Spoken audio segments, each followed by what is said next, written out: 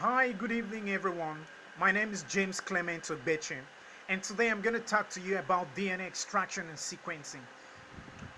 First of all, what's DNA? DNA simply means deoxyribonucleic acid. It's a chemical substance or self-replicating material that is found in the cells of both plants and animals, and it carries genetic information. It's a long molecule, a thread-like chain of nucleotide that contains our unique genetic code. It's the blueprint of life.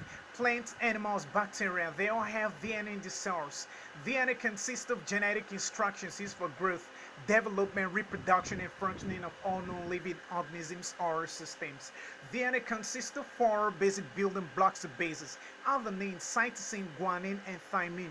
The other sequence of these bases forms the instructions in the genome. The DNA extraction. It's the process of isolation and purification of DNA from a sample using a combination of physical and chemical methods. And the first DNA extraction process was established in 1869 by Friedrich Mister. And currently, DNA extraction is a routine procedure in molecular biology and forensic analysis. The basic protocols in DNA extraction. There are two basic protocols in the extraction of DNA. Number one, a technique to lyse the cells gently and solubilize the DNA. Number two, enzymatic and chemical methods to remove contaminating proteins, RNA, and macromolecules, and also biomolecules like polysaccharide, polyphenols, lipids, proteins, and other secondary metabolites like tannins, saponins, alkaloids, and flavonoids. Then application of DNA extraction for paternity determination to verify point sources of community-based outbreaks to determine virulence in microorganisms, for paternity determination for crime detection. Then steps involved in DNA extraction. There are four basic steps involved in the extraction of DNA. We have lysis, precipitation, washing, and resuspension. The first stage is lysis. Lysis simply means the disintegration or breaking down of the cell. The cell world is being disrupted by mechanical force. For example, grinding of the leaves in a marrow with pestle, aided by liquid nitrogen. The end result of the first stage, which is lysis, is that the content of the plant cells are distributed in solution.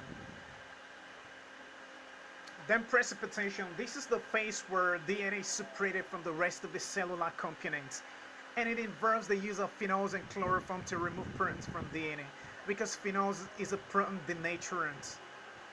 It denatures protein and absorbs the denatured proteins.